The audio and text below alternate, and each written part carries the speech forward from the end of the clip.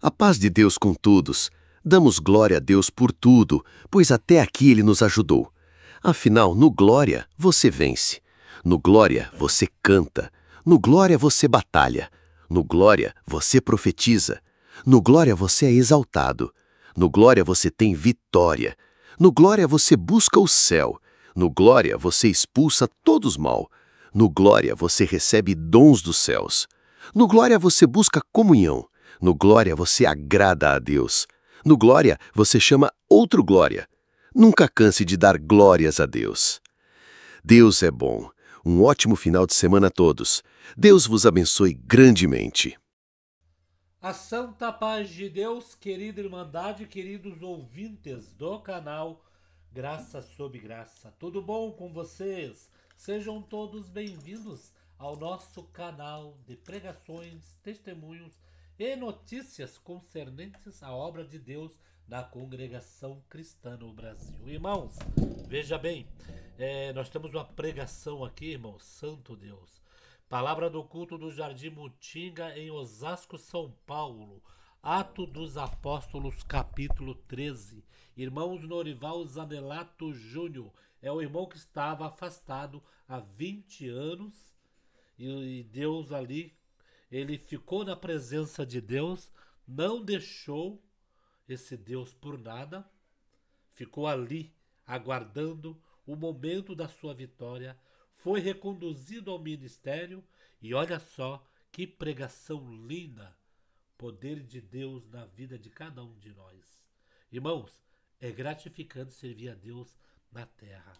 É gratificante aguardar Deus na nossa vida. Vamos ouvir este domingo. Por enquanto não recebemos aqui o Jardim Miriam, culto de jovens e menores. Se eu receber, eu coloco aqui para todos vocês, tá bom? Vamos ouvir na mesma comunhão, queridos? Vamos lá. Deixa aqui seus pedidos de orações.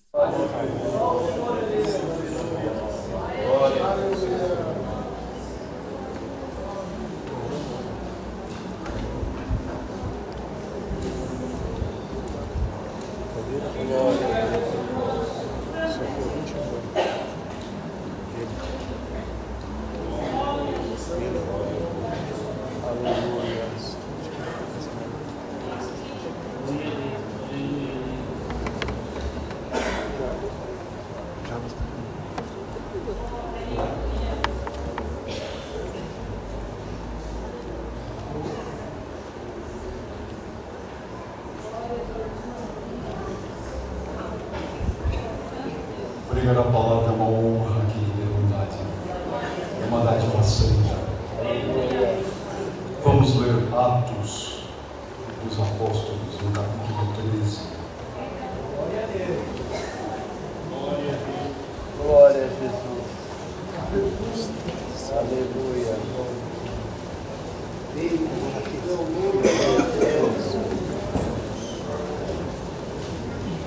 Glória a Jesus. Na igreja que estava em Antioquia, havia alguns profetas e doutores, a saber, Barnabé e Simeão, chamado Níger, e Lúcio, Cireneu e Manaém, que fora criado com Herodes, o tetrarca, e Saulo. Servindo eles ao Senhor e jejuando, disse o Espírito Santo: apartai-me a Barnabé e a Saulo para a obra que os tenho chamado. Então, jejuando e orando, e pondo sobre eles as mãos, os despediram, e assim, estes, enviados pelo Espírito Santo, desceram a Seleucia, e dali navegaram para Chipre, e chegados a Salamina, anunciavam a palavra de Deus nas sinagogas dos judeus, e tinham também a João como cooperador.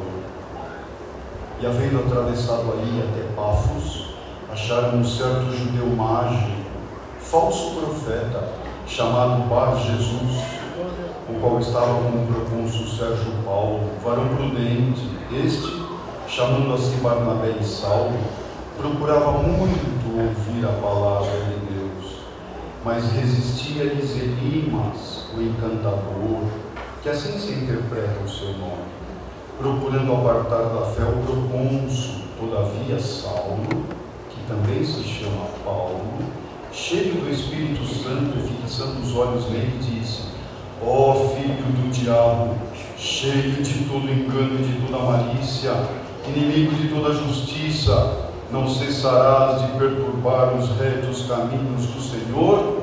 Eis aí, pois, agora contra ti a mão do Senhor, e ficarás cego, sem ver o sol por algum tempo.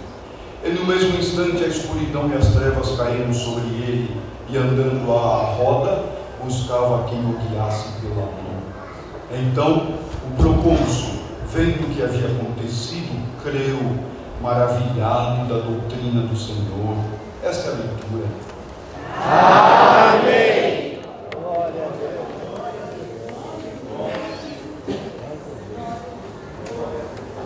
O cristianismo, nos moldes em que nós o conhecemos hoje, e na maneira como o praticamos, como um paradigma de fé absoluto da nossa crença, nasceu debaixo de uma prova de fogo tremenda. Isto que nós chamamos de cristianismo, de graça do Senhor Jesus, foi submetido a um teste dificílimo logo no início daquilo que nós chamamos de igreja primitiva, assim denominada aquela igreja nos anos iniciais do século I, quando estes homens haviam recebido aquele pacto do Senhor Jesus haver ressuscitado e aparecido para eles ao terceiro dia, aquele impacto tremendo deles terem visto o próprio Senhor Jesus mostrando-se a eles e dizendo: ponham a mão aqui, toquem na ferida, sou eu, Cristo ressuscitado. Este impacto, esta força tremenda marcou aqueles homens definitivamente para a vida toda. E isto que chamamos de cristianismo foi absorvido por eles, e pelo Espírito Santo de Deus eles tomaram como si a incumbência de levar por toda a Ásia, por todo o mundo, o conhecimento da fé. Mas eram tempos difíceis, e a congregação sabe disso, não é? A história nos mostra que em tempos difíceis requerem-se a presença de homens extraordinários. Toda vez que há um tempo muito difícil, é preciso que homens com caráter absolutamente elevado se apresentem. Isso é assim na história, isso é assim na igreja, isso é assim nas famílias. Cada vez que um tempo muito difícil se apresenta, nós mostramos o valor que nós temos, quem nós somos. É no tempo difícil que aparecem as lideranças. Então, a igreja primitiva, assim chamada, aquela igreja, ela estava deixando Jerusalém. A graça, a força do Senhor Jesus estava migrando de Jerusalém, que havia sido esvaziada da presença de Deus, da presença do Senhor Jesus, e a graça, a força do Evangelho estava saindo de Jerusalém e estava se manifestando em Antioquia, como nós vemos aqui, na cidade de Antioquia da Pisídia.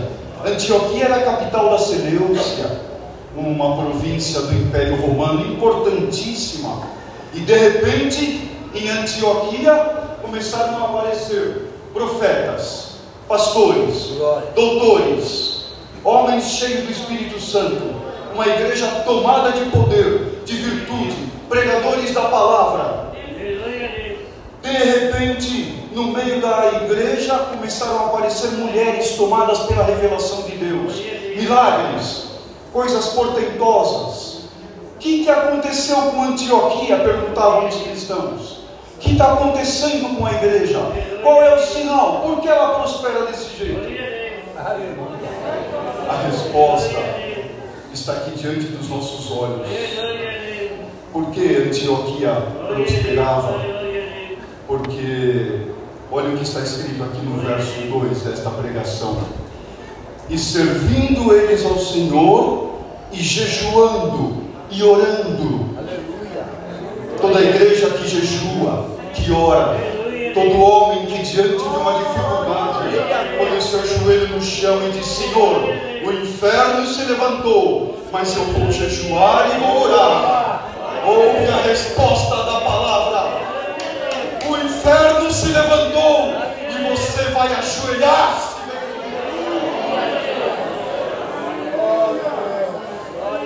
O inferno se levantou e você vai jejuar e orar. Vou te salvar da incrível. Como? Com jejum, com oração, com o joelho no chão, com o véu na cabeça, com a oração da madrugada, com a santificação. Sinto da parte de Deus que você vai derrubar um demônio velho com a força da oração. Ou não somos mais um povo da oração, ou não somos mais um povo do jejum, da crença, da força, da santidade, do dom de expulsar demônios, de pregar a palavra, de anunciar o Evangelho, de dizer: eu creio na palavra de Deus. Ou não somos a igreja primitiva, a congregação? Somos. Sabe quanto tempo faz que a igreja primitiva conheceu o Senhor Jesus? 2 dias. Não é isso? Segundo nós aprendemos, 1000 anos, quanto tempo é para o Senhor? É como um dia que passa. 2000 anos é como 2 dias que passa. A igreja primitiva ainda está na terra. Passou pouquíssimo tempo, congregação. Ainda se operam milagres entre nós. Ainda se fala em língua. Ainda tem quem toma coisa mortífera e não morre.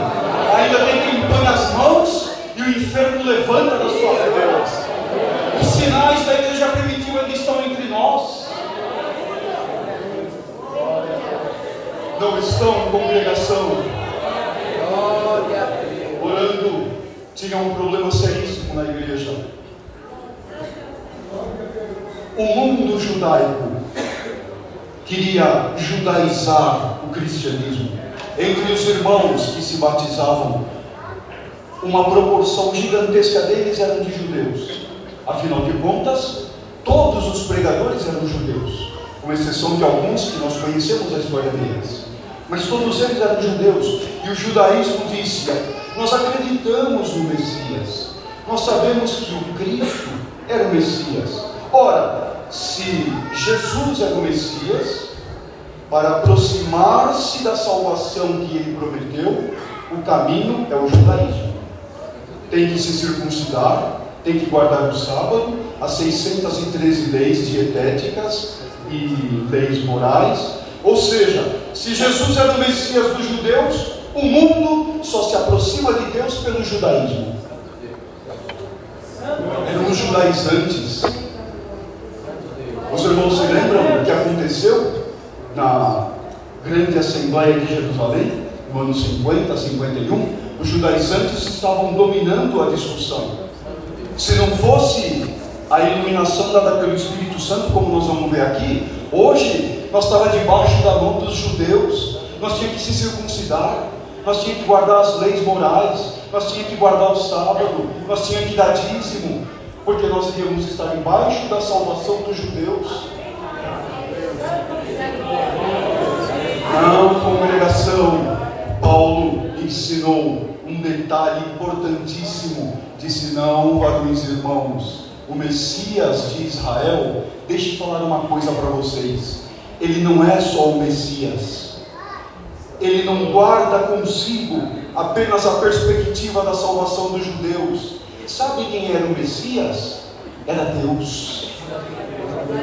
Ele era mais do que o Messias, ele era Deus reconciliando o mundo, ele era o próprio Deus.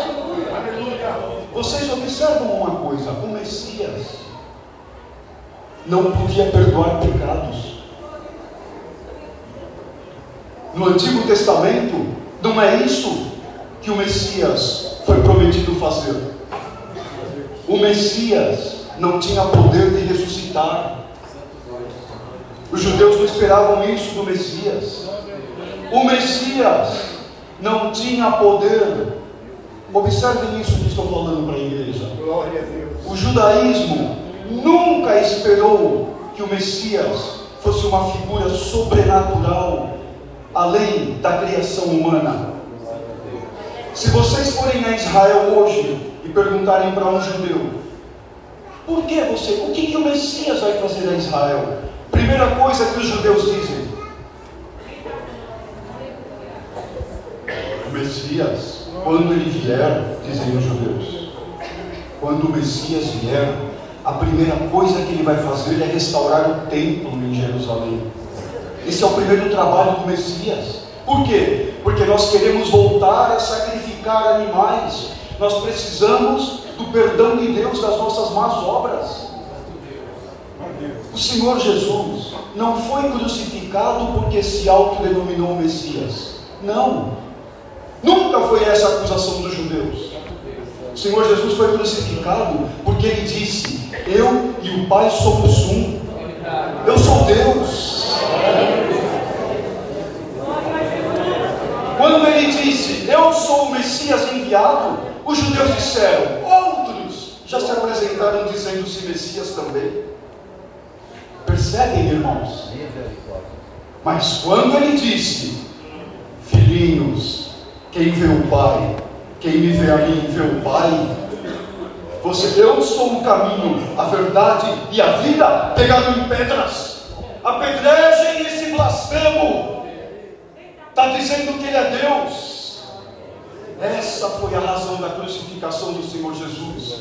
Não por ser o Messias, por ser Deus, por prometer a salvação dos homens, por prometer que teu nome estava escrito no livro da vida, por anunciar ao mundo.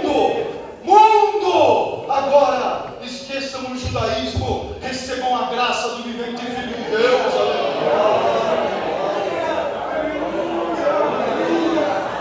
Ele disse para a mulher samaritana, disse: Senhor, eu creio que tu és o Messias. Diz ela: eu creio, mas me responde de uma vez por todas. Os meus pais, os samaritanos, dizem que Samaria, que essa cidade é santa, foi edificada. Vocês judeus dizem que Jerusalém é o lugar santo. Me defina, vejo que és um homem sábio, que és profeta. Onde é o lugar da adoração? E que o Messias responde para ela, igreja: ah, mulher, o meu Pai que está no céu, Ele busca incessantemente verdadeiros adoradores, gente que adora Ele em espírito e verdade. Nem em Jerusalém, nem em Samaria, aonde, em qualquer lugar que alguém se prostrar e disser: eu te amo, Deus, ali é lugar de adoração.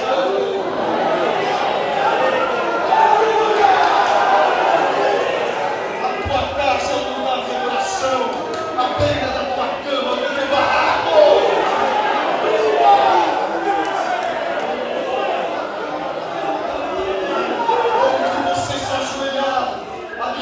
É um templo de Deus. Você é o templo de Deus. Inaceitável para um judeu. Os judeus exigem, vocês sabem até hoje. Nós já vamos entrar na palavra, igreja. Nós vamos embora hoje 9h05. Prometo, de 9h15 não passa, 9h20 não chega. Os judeus sonham com a reconstrução do templo. Amém, sabe, Deus.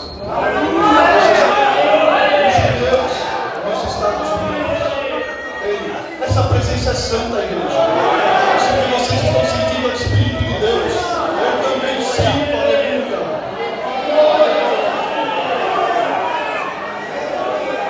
Tem salvação aqui hoje, tem perdão, tem misericórdia, tem reconstrução. Tem a força de Deus entre nós. Judeus, se preparam. Tem uma organização americana mundialmente famosa. Eles já reuniram em dólares dinheiro suficiente para reconstruir o templo. Os artefatos do templo são reconstruídos em ouro.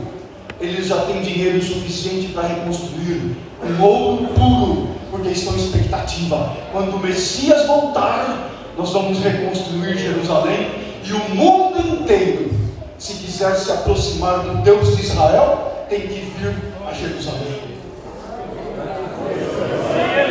Oh, irmãos judeus, com todo respeito, quando o Messias voltar, nós vamos sim para Jerusalém, mas não esta cidade envelhecida, a Jerusalém celestial. Nós vamos cantar junto, teu nome está escrito no livro da vida. Diga ao inferno o que quiser dizer, vou te salvar.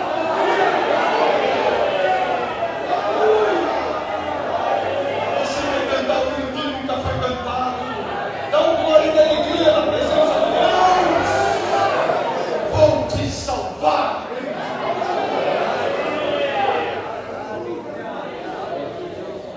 Paulo tentava explicar isso desesperadamente para os judeus.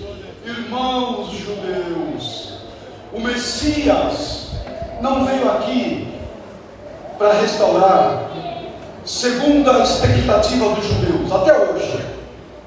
Até hoje, se vocês forem a Israel hoje e perguntarem para um judeu religioso, sim, e depois do templo, o que mais o Messias vai fazer? O Messias, não sabes? Não, o que ele vai fazer? Ele vai restaurar a dinastia de Davi. Nós vamos reinar sobre o mundo, porque a casa de Davi é a dinastia davídica. Oh, irmãos judeus, o Messias reinar sobre o mundo, esse mundo velho de tristeza, esse vale de lágrimas abandonado pelos homens, esse lugar que foi dado aos demônios e aos espíritos. O que nós queremos isso aqui, igreja?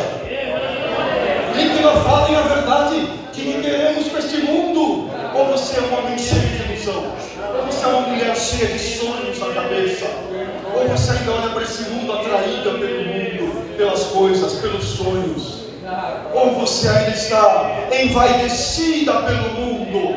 Não, hoje apaixona-te pelo céu, toma gosto pela eternidade. Aleluia! É o nosso destino, é o nosso objetivo, reinar sobre o mundo. Não, igreja de Jesus Cristo, o Messias morreu na cruz para reinar sobre os fiéis salvos na glória. Ele vai reinar sobre os anjos, sobre querubins, serafins, sobre as potestades celestiais, sobre os reinos dos salvos e remidos.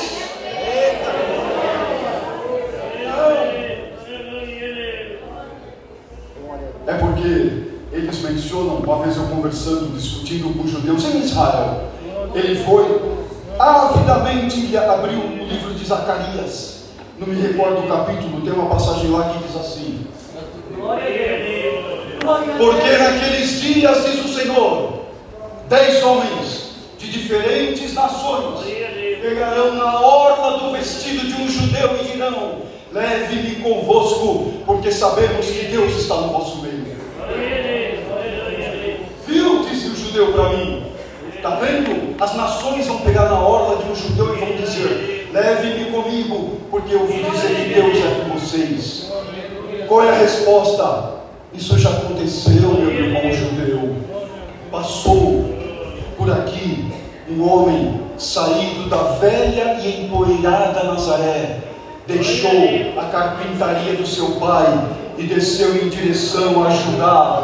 Passou por Jerusalém, curou enfermos, expulsou demônios, fez o bem, repartiu pão com famintos, almoçou e jantou com prostitutas, perdoou publicanos e pecadores, levou a cruz sobre os seus ombros e disse: todo o poder me é dado no céu e na terra.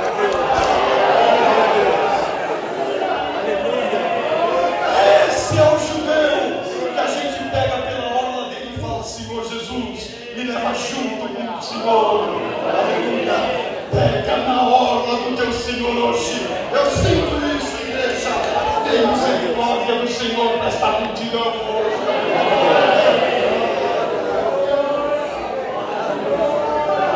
Oh,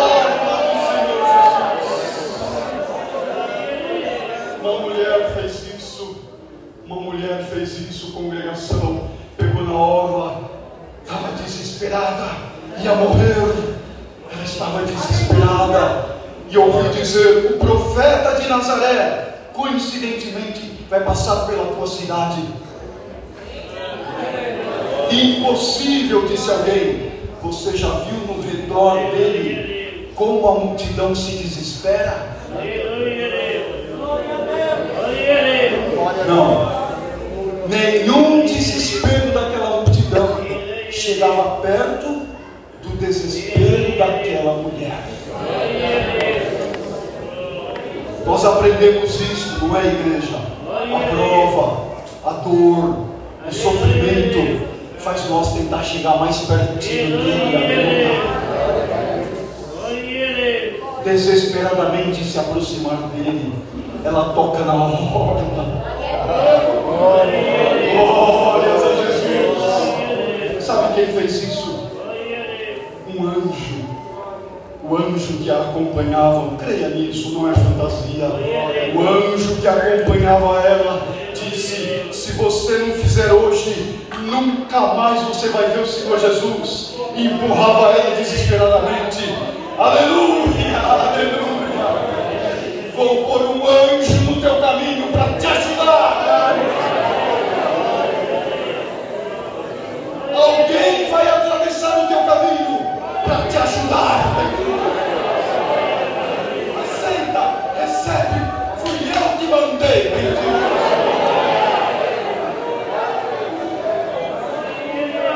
É sentença de Deus, congregação.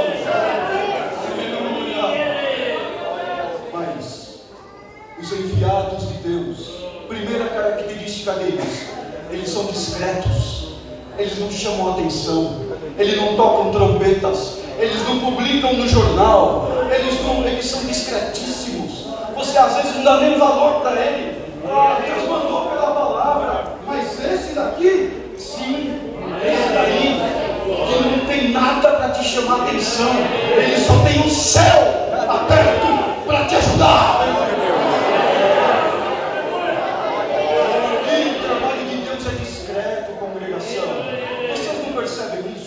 O trabalho de Deus é de... Cadê Deus?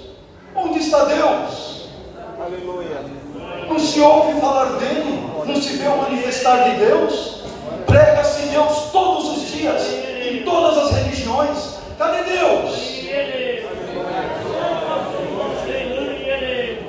Aleluia. Ele está em silêncio. Já se pregou isso.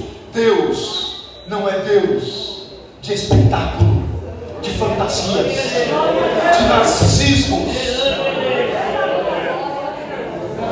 Deus não está atrás de fãs, Deus está atrás de adoradores.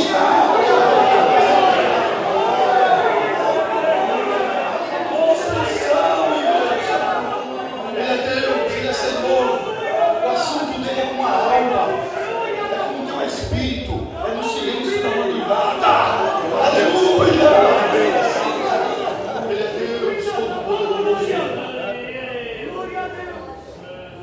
Quando oraram, observa isso, esse era o trabalho de Paulo: explicar para os judeus que o Messias enviado não era só o Messias, era Deus. Mas no mundo grego, pregação. Aleluia. Tem uma porta se abrindo aqui. É isso que está sendo manifestada, a libertação de Deus. Fica na comunhão, igreja. Eu não estou brincando de ser crente. Eu não estou brincando de pregar a palavra. Eu estou com o oráculo de Deus aberto. Para quem acreditar, o milagre está posto. Esse ambiente é elevado. Esse lugar é o oráculo de Deus. Infelizmente, muitos de nós passam décadas sentado aqui dentro e ouvem um discurso humano.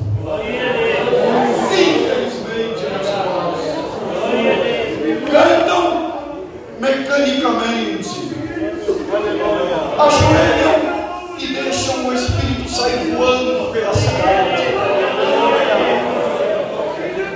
Passam décadas, 30, 40 estamos aqui. Oh, filha do Criador, hoje você vai tocar na obra do Senhor Jesus. Converta-te, torna-te uma crente de verdade. Não desperdiça teus anos aqui, não. Isso aqui é caminho da salvação, de fé, de crença. Assunto é sério, o objetivo é Deus.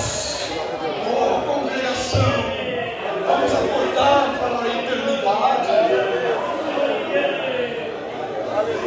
O inferno não perde um dia de trabalho. Não se equivocam. O inferno não tem feriado.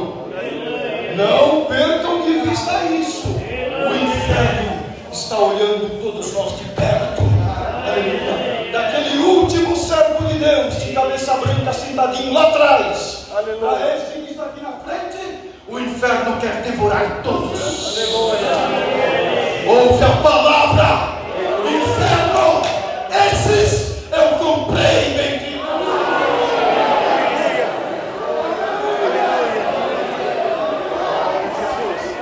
Recebe a unção do Espírito Santo sobre nós, a salvação.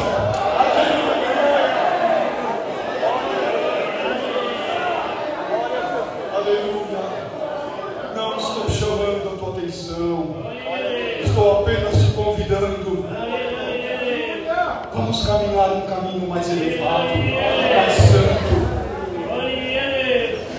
Quando Paulo tomou ciência do que estava acontecendo no mundo grego, de um lado os judaizantes e os crentes do mundo grego que se achegavam ao Evangelho trouxeram uma doutrina maligna, demoníaca, satânica, e tentaram transformar esta doutrina com roupagens de Evangelho.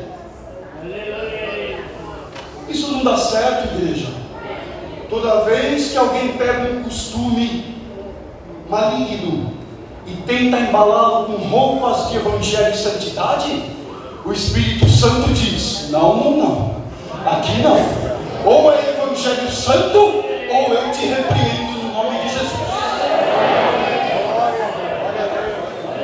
Ninguém traga costume mundano, não, embalando com coisa de evangelho, não, irmão. Isso aqui agora eu sinto da parte de Deus. Aleluia. Sente da parte de Deus? Então tem que ser Deus aí e Deus aqui também. Tem que ter comunhão, tem que ter uma ligação de espírito. Sentimento estranho não, doutrina estranha não, falso evangelho não.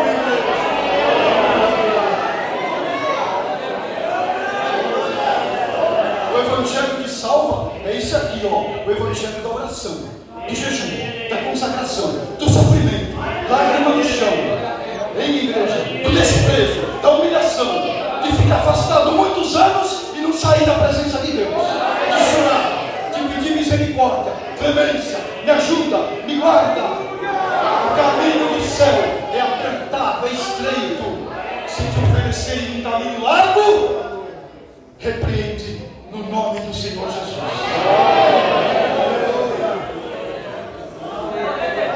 Não, igreja, sempre foi assim.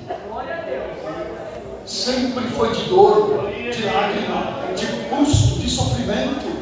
É como um castigo? Não. É o preço que um homem santo paga por andar no meio de um mundo caído.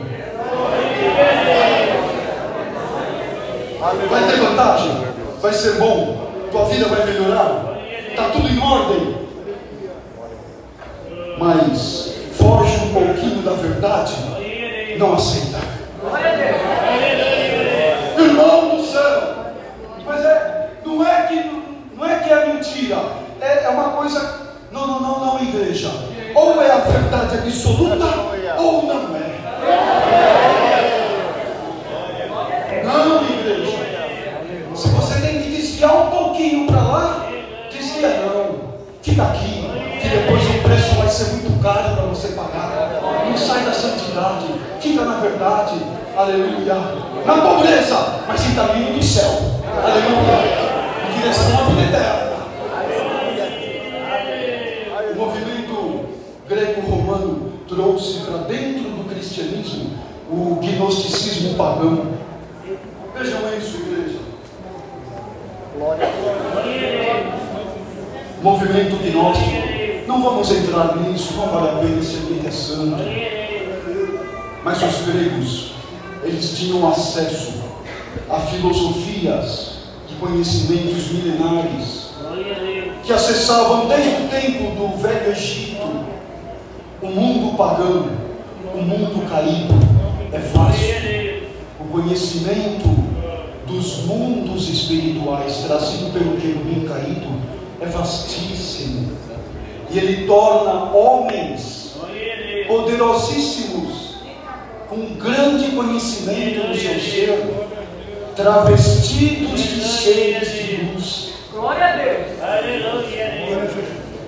Quando Paulo encontrou-se com esse movimento gnóstico que veio dentro do Evangelho, e eles diziam assim: já que Jesus, uma vez que Jesus apresentou-se como Deus, esse conhecimento é tão profundo que a única forma de acessá-lo é por meio da gnose, de uma ciência oculta, de um misticismo.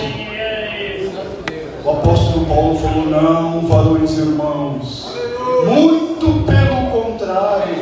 O Senhor Jesus olhou para as coisas sábias deste mundo, olhou para os doutores, para os grandes conhecimentos, para as universidades, e disse assim: o que entre vocês é considerado sábio, eu reputo por tolice.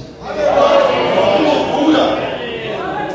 Meu evangelho é uma coisa simples, é para homens simples. Meu evangelho é assim, olha: quem crer e for batizado será salvo. Isso é o evangelho de Cristo. Mas Senhor, o que mais? E as profundidades do céu, e os mistérios arcanos dos arcanjos? Não, filhinhos, não, isso é para depois. Aqui na terra é assim, olha: quem quiser vir após mim, põe sua cruz nos ombros e segue-me. Isso é o evangelho. Não tem muita teologia complicada, não precisa fazer 5 anos de universidade. O evangelho de Jesus é esse: aparta-te do mal, segue o meu caminho. Se teu inimigo tiver fome, dá de comer. Quem precisa ir na universidade para aprender isso? Se teu inimigo tiver sede, dá-lhe de beber. Se ele te bater na face direita, diga: bate nesta também. Se ele pedir tua capa, diga: leva a túnica também. Isso é o evangelho do Senhor Jesus, igreja. Você pratica? Você já fez isso alguma vez? Você já orou por um perseguidor teu? Ou você, quando é perseguido no trabalho, na empresa, na família, na sociedade, você corre aqui e diz: faz-me justiça, Senhor. Quando uma vizinha te aborrece e fala para você coisas que você não suporta mais ouvir, você vem buscar a palavra para saber se Deus vai matar a tua vizinha? Ou você ora e fala: Senhor, converte ela, chama ela na graça. O que você é? Você é uma greco-romana que acha que o evangelho trabalha a teu favor? Ou você é uma cristã que acredita que Jesus Cristo é perdão, misericórdia, favor? Decide quem você é. Quando você entra na igreja, você esbarra com aquele irmão que, enfim, não é? Vocês já tiveram desavenças pelo passado, você tem problema na família, um não se dá com o outro, e vocês estão tudo aqui ouvindo a palavra. Ninguém tomou a iniciativa de bater na porta do irmão. Pois não, irmão aqui? Sim, irmão, vim pedir perdão. Não vou continuar assim, não. Nós somos irmãos em Cristo, nós vamos tudo morar no céu. Ou fica aqui as famílias divididas, brigadas. Entra ano, sai ano, não se conversam, não se falam, toma a Santa Ceia. Tudo bem.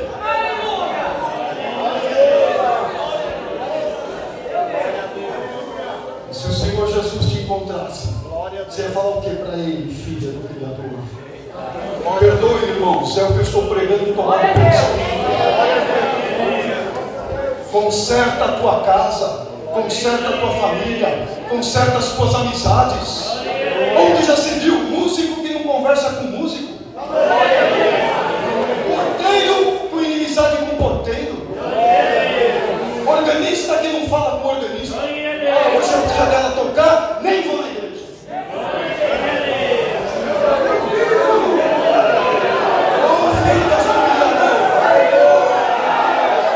Esse é o Evangelho? Esse é o caminho da salvação? Esse é o povo que vai cantar hino que nunca foi cantado? Sem obras de um homem salvo, queira perdoar.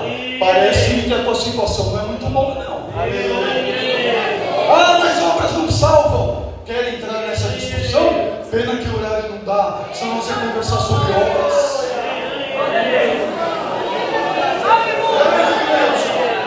Hoje o mundo evangélico está nisso. Obra não salva. Claro que não salva. Que grande novidade. Quem falou alguma vez que obra salva? Mas toma cuidado. Tem obras que condenam. Embora as obras não salvem, mas aqui está listada um caminhão de obras más que o Senhor Jesus falou: apartai-vos de mim, praticadores de iniquidade. Atenção, igreja! Atenção, congregação do Senhor! Obras de santidade. Abraça teu irmão, abraça teu esposo. Entre nós, quantos e quantos e quantos, convivendo debaixo do mesmo telhado, dois estranhos. Os filhos olham para o pai e para a mãe e pensam assim: Senhor, eu não queria me casar e viver a vida que os meus pais vivem. Me prepara um casamento santo, de exemplo em homens de Deus, de exemplo em mulheres de Deus. Que belíssimo exemplo de um casal que ora, que busca, que precisa de Deus, e dentro de casa, dois estranhos.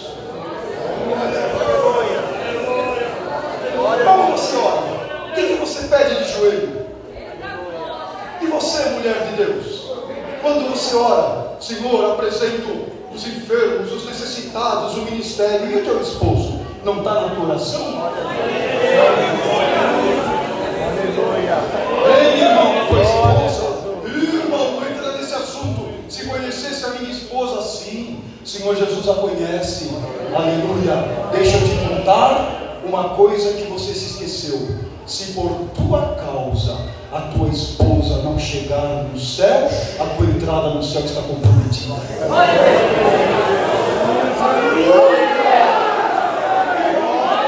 Ouça isto, congregação do Senhor Jesus. O assunto é sério, não é brincadeira não, igreja. Nós estamos unidos para a eternidade.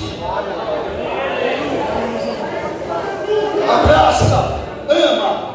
Irmão do céu, que limão? Faz uma limonada, põe um açúcarzinho e eu vou te ajudar.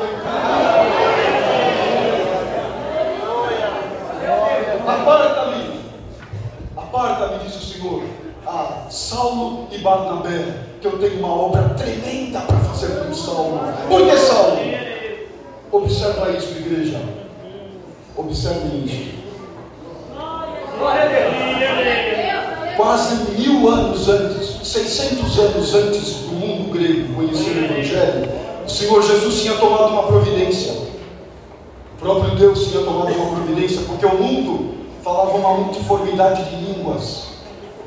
E o Evangelho, o Novo Testamento, foi escrito em grego, porque o mundo grego seria um grande difusor do conhecimento, como hoje a língua inglesa. Quem fala inglês comunica-se com o mundo. E o Senhor, então, de olho na expansão do Evangelho, que Ele faz? Ele suscita um jovem macedônio chamado Alexandre, filho de Filipe, e vai conquistar o mundo inteiro. Alexandre falava grego. Alexandre conquista a Grécia, o Egito, o Oriente Médio, e chega até as portas do Hindu-Kush e até as portas da Índia e da China. De repente, em poucos séculos, o mundo inteiro estava falando grego. Senhor Deus disse: pronto, irmão Paulo, você fala grego fluentemente, explica para o mundo quem foi Jesus Cristo. Escreve aí as tuas cartas, diga quem é a caridade, fala para o mundo que ela é sofredora, ela é benigna, ela não suspeita mal, ela sofre, ela se compadece. Explica para a igreja quem foi Cristo, irmão Paulo. Vamos ler, querida igreja, as cartas de Paulo, os evangelhos. Vamos nos aprofundar. Quando eles recebem a imposição das mãos do ministério, vão a Chipre. Por que Chipre, igreja? Porque Chipre era a terra natal de José. Quem era José? Este irmão que os apóstolos mudaram o nome. Um homem bem de vida, um levita, rico. O que ele faz? Ele vende as propriedades todas dele, pega o dinheiro, vai a Jerusalém e diz: irmão Pedro, atende os pobres com o dinheiro das minhas propriedades. Mas quem você é? Sou José, levita de Chipre. Não. Você não se chama José. A partir de agora te chamarás Barnabé, que quer dizer filho da consolação. Um homem que se presta à consolação do pobre, do necessitado. Barnabé, cheio do Espírito Santo. O que Barnabé faz, congregação? Quando um homem de verdade é cheio do Espírito Santo, ele não tem ciúmes de um irmão seu cheio do Espírito Santo. Ele liga para o pregador e fala assim: irmão, tem culto sábado no Mutinga, vem pregar a palavra para nós. Ele não tem ciúme. O encarregado convida o outro e fala: irmão, eu sei que você tem destreza na regência, vem atender meu ensaio. E assim não é, igreja? Um ama o outro, um quer ver a prosperidade do outro. Isso é ser cheio do Espírito Santo. Barnabé disse assim para os irmãos da igreja de Jerusalém: irmãos, eu soube que tem um homem em Tarso que é cheio do Espírito Santo. Ele viu o próprio Jesus aparecer para ele. E eu ouço dizer que as revelações que ele tem, nenhum de nós alcançou. Irmão Barnabé, aqui está Pedro. Pedro andou nas águas com Jesus. Aqui está Tiago, irmão do Senhor Jesus. Como assim? Não, irmãos. Esse irmão que eu estou falando, ele se chama Saulo. Ele foi até o terceiro céu. Ele viu coisas que nenhum de nós viu. Vamos chamá-lo aqui, bem-vindo. Ei, congregação do Senhor Jesus. Quando Saulo chega timidamente, não era muito afeito ao convívio com os demais. Como ele disse, eles são colunas da igreja. Eu não sou ninguém. Eles são colunas. Quando ele ficou sabendo que Pedro queria conhecê-lo, ele intimidou-se. Pedro, meu Deus, eu autorizei Estevão morrer. Eu persegui os cristãos. Eu persegui os irmãos de Pedro. Não, irmão Saulo, isso foi o velho Saulo. Agora você é salvo em Cristo. Agora você é nosso irmão. Você é um de nós. Está ouvindo isso, congregação? Eu me esqueci das tuas obras. O teu passado morreu para mim. Ah, Senhor, não estou falando do teu batismo, não. Estou falando de ontem. O erro que você cometeu ontem. Estou te perdoando.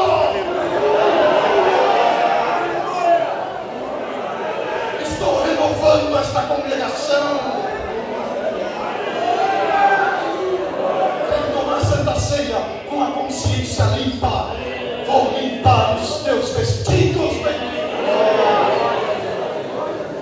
Quando chegam em Chipre, quando vão a Salamina, eles vão levar para Pafos. O procônsul, que tinha o mesmo nome gentílico de Paulo, observaram isso? Saulo passou a chamar-se Paulo. E aqui estava Paulo Sérgio. O gentílico Paulis, do latim, da mesma família de Paulo, mas não eram aparentados. Imediatamente o procônsul, que era representante do Senado romano, apaixonou-se por Paulo. Quem não se apaixonaria por Paulo, não é, congregação? Quem de nós, cheio do Espírito Santo, pregando a verdade do Evangelho, quando de repente olha atrás do procônsul, um homem cheio de pose e postura, carregado de uma autoridade, um homem que dominava Chipre. Paulo coloca os olhos nele e o procônsul diz: irmão Paulo, este é o irmão Bar Jesus. Sabe o que quer dizer Bar Jesus? Filho de Jesus. Ele mudou o nome dele era Elimas. Elim, do árabe, quer dizer sábio. Ele declarava-se um homem de grande sabedoria. Glória a Deus. E o procônsul notava alguma coisinha errada nele e disse: irmão Paulo, eis aqui Bar Jesus, venha conhecê-lo. Quando Bar Jesus se aproxima de Paulo, treva e luz. Não tem jeito, igreja. Treva, um representante do demônio e um representante do Senhor Jesus. Quem ganhou, igreja? Quem venceu? Quem vai vencer no teu caminho, igreja? Imediatamente Paulo olha para ele, tomado pela autoridade celestial, muda o nome dele e dá-lhe o nome que ele tinha. Ele não chamava filho de Jesus. Vocês viram como Paulo chama ele? Ó filho do diabo, esse é teu nome. Eu conheço você, eu sei as tuas obras. A partir de agora, para provar para o procônsul que você é um feitor de más obras, caia sobre você a cegueira agora. Congregação, o grande Elimas, o encantador, saiu tateando as paredes. Cadê a luz? Não vejo mais nada. Aleluia. Está entendendo o que a sentença da palavra vai fazer nesse espírito que atravessou o teu caminho? Aleluia. Hoje eu vou cegar a força do demônio no teu caminho. Hoje, aleluia. Eu cego a força contrária na tua vida. Olha, não olha com confiança. É a palavra de Deus.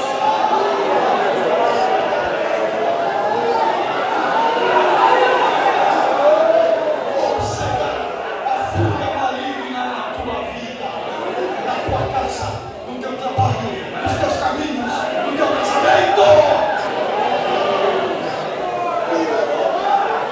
A congregação. Imediatamente o procônsul olhou para o irmão Paulo e disse: que eu faço para me juntar aos cristãos? Glória a Jesus. Entenderam a palavra, congregação? Firma os teus pés. Seja crente de verdade. No próximo culto que você entrar aqui, venha com temor e tremor, com reverência. Peça a palavra, mas com santidade. Não brinque com a pregação da palavra. Quando foi a última vez que você fez um jejum por uma causa santa? Quando foi a última vez que você se propôs a fazer uma oração de santidade? Não é oração para dormir, para refeição. É orar, é ajoelhar de madrugada, é levantar 3 horas da manhã, colocar o teu joelho no chão, pegar o teu véuzinho, teu companheiro está dormindo e você ajoelhado: Senhor, tem misericórdia da minha casa, tem misericórdia dos meus filhos, cobre meu lar com o teu sangue. Ei, filhos do Criador, vocês estão orando? Que é a oração para vocês? É uma obrigação? Ou é um direito? Ou é uma ferramenta? Ou é uma porta? O que é a oração, filhos do Criador? A oração é um oráculo. Você vai vencer as tuas provas com o joelho no chão. Glória a Jesus. Amém, congregação?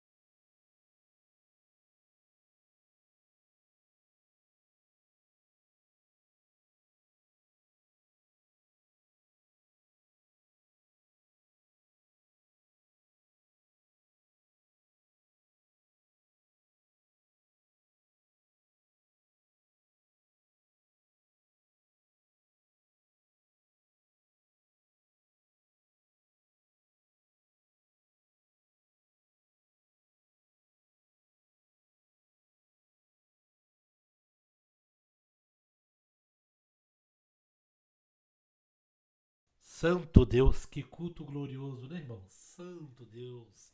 Jardim Mutinga em Osasco, Atos dos Apóstolos, capítulo 13. Irmão Norival Zanerato Júnior pregou pela guia do Espírito Santo e revelação da palavra deste Deus maravilhoso. Esse irmão Norival Zanerato, volta a falar, ele ficou 20 anos afastado, mas na presença de Deus, o diabo, o mundo não vai me levar.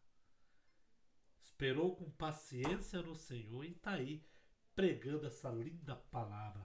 Palavra de Deus, né, irmãos? Vamos ficando por aqui. Deixa seus pedidos de orações. Tá bom, queridos? Vamos ouvir então? Deixa aqui seus pedidos de orações e compartilhe nas redes sociais. Fique com Deus, queridos.